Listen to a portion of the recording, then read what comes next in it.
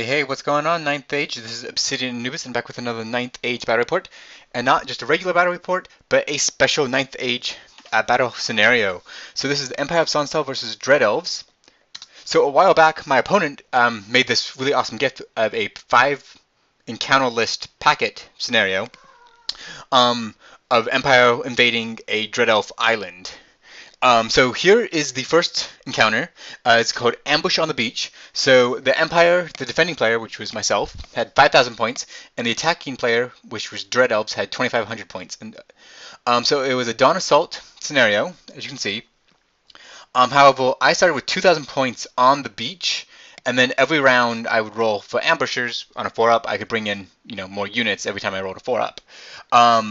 While my opponent just had 2,000 points, sorry, 2,500 points, and tried to cause at least half of my points or 3/4 of their points with the victory scenarios. So let's go and look at the armies. So the far left here is 5 Dark Raiders with my opponent's general, which is a captain with heavy armor, horse, and the Transcendence blessing on the weapon. Next to that is a block of 20 Repeater Auxiliary. My opponent went with a lot of shooting in this list. Behind them is an Oracle, who I don't know if she had anything other than being an Oracle with 2 spells, so an Adept. To the right of them is my opponent's big block of Dancers of Yema. I think there's 25 in there with the full command and the Banner of Blood. And then over here a little bit more is another block of 20 Repeater Auxiliaries, and then 5 more Dark Raiders. For my list, or at least for my army which started on the board, I have 5 Imperial Rangers. Next to them I have 5 Readers with heavy armor. And then I have a large block of heavy infantry with halberds. And with them I have 2 characters. I have Wilhelm Grenfell. He is my BSB and he is the Winter Cloak. I also have Elemer of Malmesbury. He is a prelate. He has the Imperial Seal, a great weapon, and the Talisman of the Void to help me channel. To the right of that, I have 15 light infantry with crossbows, and then 5 more readers with heavy armor, paired weapons, and then a mortar in the back. And then the rest of my army, including my general and my wizard, are off the board. So my opponent got 3 spells, and sorry for the blurry picture. The one on the far left is the Dread Elf hereditary spell. I don't remember what the name of it was. And then my opponent chose Divination. So the next one is the lower version of Divination. Well, it causes so many wounds. Armor saves are allowed, but no ward saves. For me, my wizard, who's not on the board, but is John D. Wilde, who some of you may recognize, is an actual historical English vizier to the first Elizabeth of England, and was also known for alchemy and divination. So I picked the alchemy path, but switched the first spell for Know Thy Enemy as the heredity. So I know Thy Enemy, Word of Iron, Quicksilver Lash, and Molten Copper. So here's what the battlefield looked like at the beginning of the battle before I had any more troops, arriving. So how we began this is my opponent got to do a round of shooting first. Even though they technically aren't in range, we just said that everybody was in long range, but you got a -1 to hit because it was like they were shooting through the woods. It was, my opponent shooting at me as my men were just getting ready into formation. But the Empire player started with the first turn, and then we went for 4 turns and then calculated victory points at that point. So for Vanguard, I moved up both my readers, as you can see here, and my opponent kind of swung the Dark Raiders around. And then in the pre-shooting phase, my opponent shot all 40 Repeater Auxiliary into my halberdiers and killed off a lot. Let's see, 1, 2, 3, 4, 5, 6, 7, 8, 9, 10. It was like about 15 out of my 40 halberdiers went down. So that was definitely good for my opponent. And then over here on the left, you can see the Dark Riders shot and killed 2 of my readers, but they passed the panic test. So that brings us to Empire of Sonnstahl, turn 1. Alright, so this is what my setup kind of looks like before I do anything. And then I marched my halberdier up as quick as I could, giving them the order of 3d6 leadership. And I gave the crossbowmen the order of accuracy, so they don't get the -1 for long range. This was accomplished using the Empire Unity banner, which allows you to give one of your orders to a detachment within 8 inches, which is a great banner, by the way. In Magic phase, I got number 8, so I got 7 Magic Dice and 7 Veil tokens. I don't have a wizard on the board yet, however, I do have a prelate. So I threw 3 dice at each of my 3 blessings and managed to get the blessing of Uller up on my halberdiers. Not that it'll probably be in combat, but just in case. This picture also shows shooting.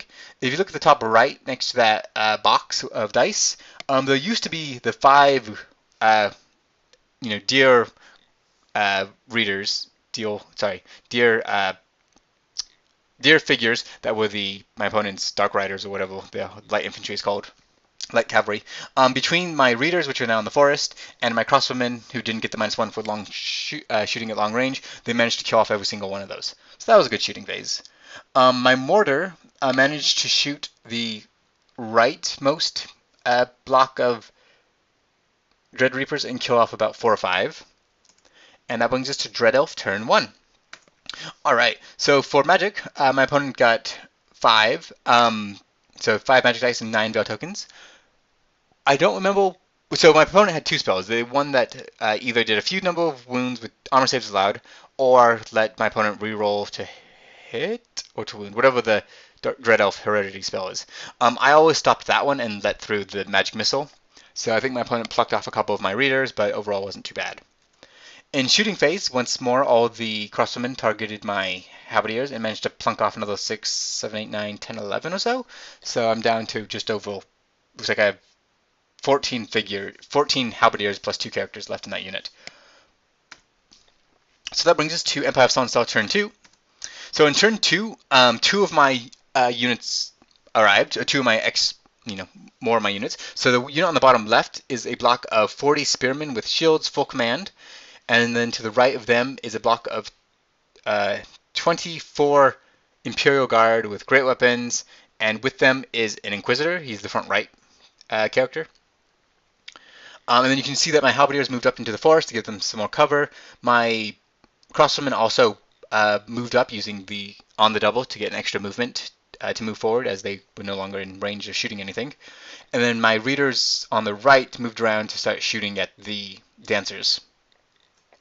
In magic, I got the spell number 4, so I got 5 magic dice and 7 veil tokens. However, my wizard was still not on the board, so I threw 3 dice at each of my blessings, and once more I managed to get Blessing of Uller off. This time it might be more effective, as my opponent is in charge range possibly, so that was probably pretty good.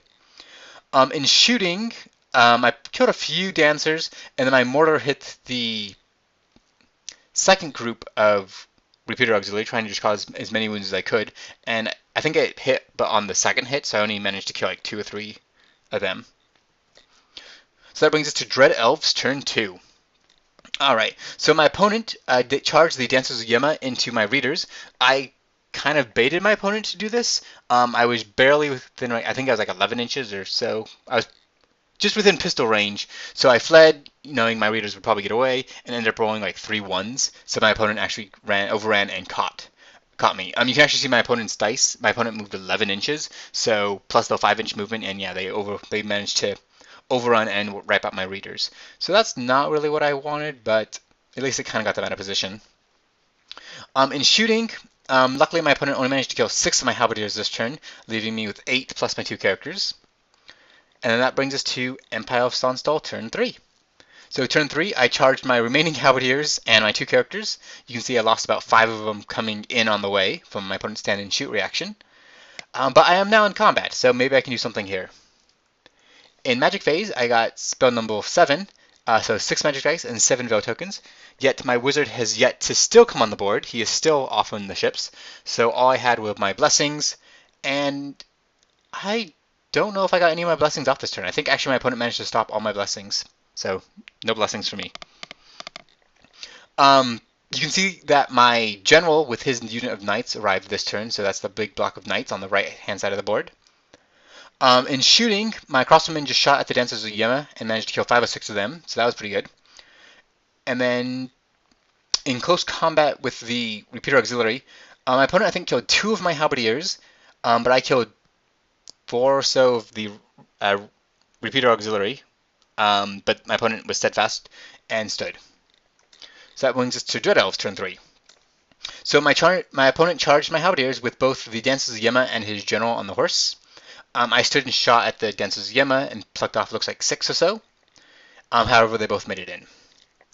In Magic Phase, my opponent got spell flux card number 3 and got 5 magic dice and 5 veil tokens. And once more, I stopped the reroll to hit, and my opponent managed to pluck off, I think, a couple of my other readers on the other side of the board. In close combat over here, you can see I lost a couple more halberdiers, so I only have my champion left. And then I have my prelate and my BSB. The two icons there, the yellow one symbolizes that I have the order that lets me roll 3d6, and the one with the female holding the lantern is the Suna's Blessing. So it looks like I got Suna's Blessing up last turn. And yeah, over here, looks like my opponent blasted off my remaining 2 readers with the divination spell. In close combat this turn, sorry, that picture was, I guess, last turn. This turn, you can see my opponent killed off my remaining halberdiers, so I just have my 2 characters.